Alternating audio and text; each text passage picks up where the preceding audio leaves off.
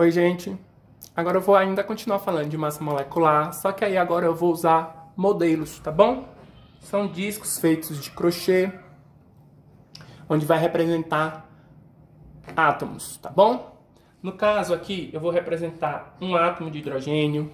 Aqui eu vou representar uma molécula de gás hidrogênio. E aqui eu vou representar 4 moléculas de gás hidrogênio, tá bom? No nosso caso aqui, cada hidrogênio vai ser representado por um disco azul. Então, um átomo, apenas um disco. Quando nós temos a representação de um gás hidrogênio, nós temos 2 átomos de hidrogênio fazendo ligações covalentes entre eles. Então a gente vai representar ele da maneira junta. Já quando nós temos essa configuração aqui com 4 moléculas de gás hidrogênio, nós vamos ter uma molécula, 2 moléculas, 3 moléculas, 4 moléculas, tá bom? Lembrando que cada átomo de hidrogênio é equivalente a 1 U. Então, qual é a massa atômica do elemento hidrogênio, ou de um átomo de hidrogênio? 1 U, aproximadamente.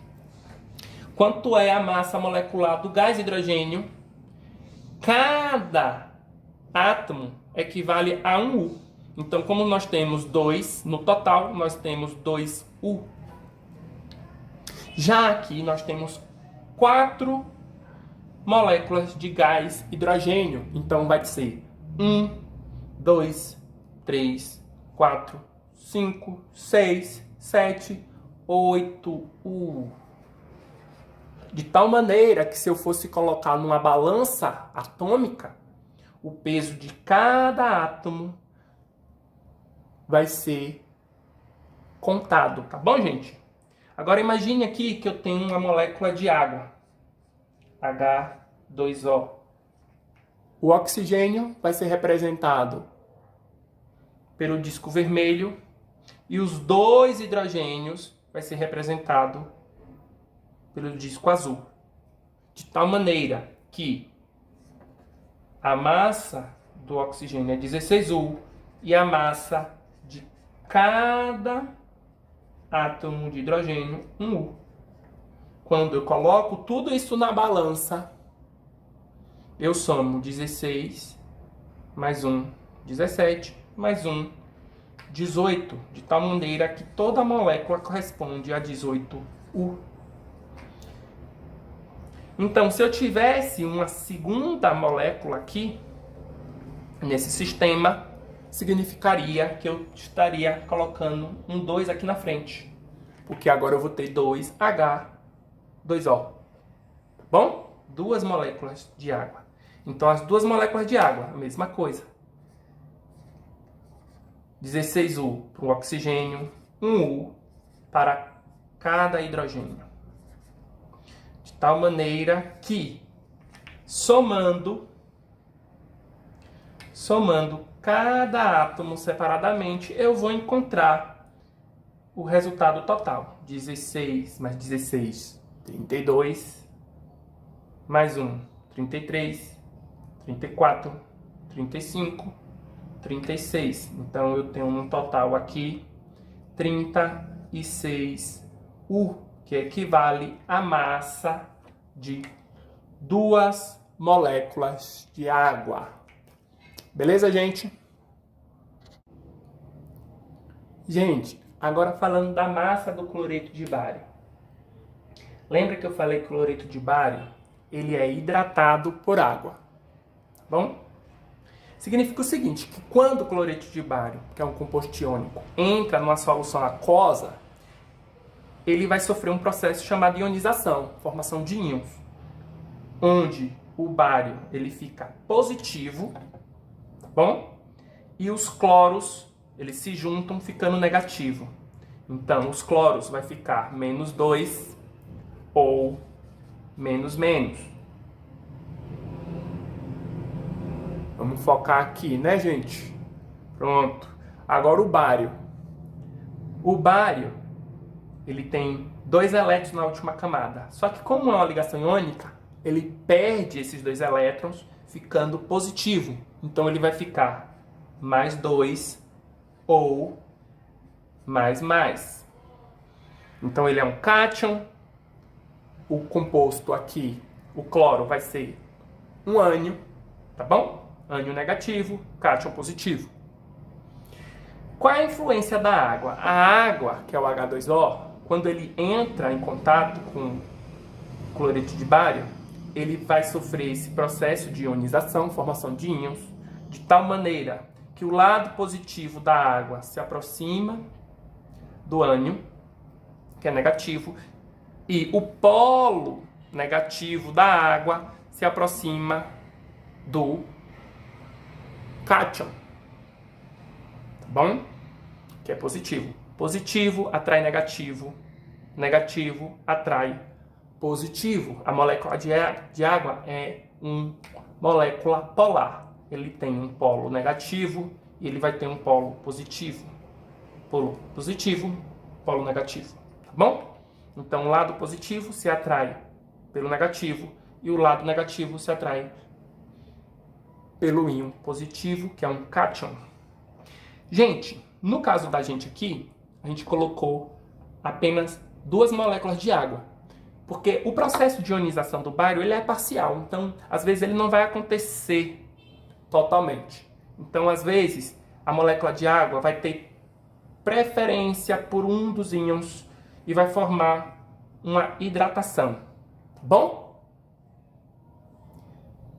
No caso, se a hidratação fosse feita com o ânion, nós teríamos ele assim. De tal maneira que, se a ionização fosse completa, a gente teria que formar, por exemplo, aqui, mais 2 moléculas de água. Deixa eu pegar aqui meus modelos, tá bom? Mais 2 moléculas de água. Eu também estou precisando aqui de mais átomos de hidrogênio, de tal maneira que a gente teria mais 2 moléculas de água se ligando a esse sistema. Nessa configuração aqui, a gente pode perceber o seguinte, que ainda nós temos um bário, 2 cloros e 2 moléculas de água, mas apareceu mais 2. Então, caso acontecesse isso, a hidratação fosse completa, a ionização fosse completa, a gente, ao invés de 2, a gente teria 4 moléculas de água.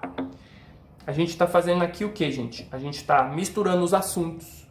Vale também para você revisar. Cátion, ânion, compostos iônicos, ligações iônicas e hidratação, tá bom? Tudo isso dentro do assunto de massa molecular.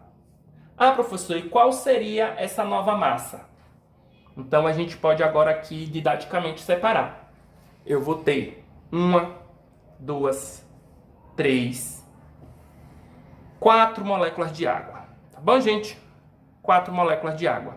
Vamos ter o cloreto de bário. E a gente agora calcula. Deixa eu apagar aqui para facilitar a gente. A câmera está focada, então tá tudo ok. Vamos afastar aqui para aparecer a molécula completa. Lembrando que, como a gente já calculou a massa do cloreto de bário, a gente percebeu que o bário tem 137 U, cada cloro tem 36 U, tá bom? E cada molécula de água, 18 U.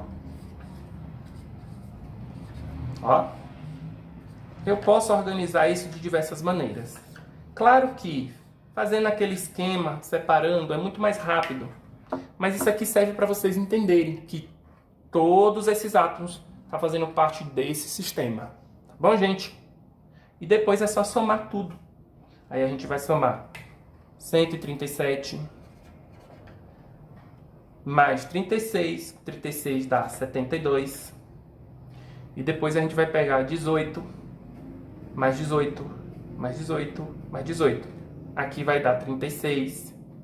Com mais 36 de cá, dá 70 e 2U também.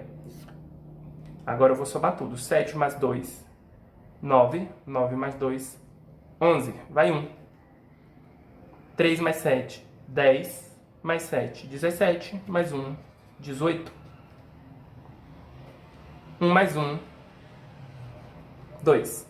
Então, a massa de BaCl2 hidratado com 4 moléculas de água é de 281 unidades de massa atômica. Até a próxima, gente!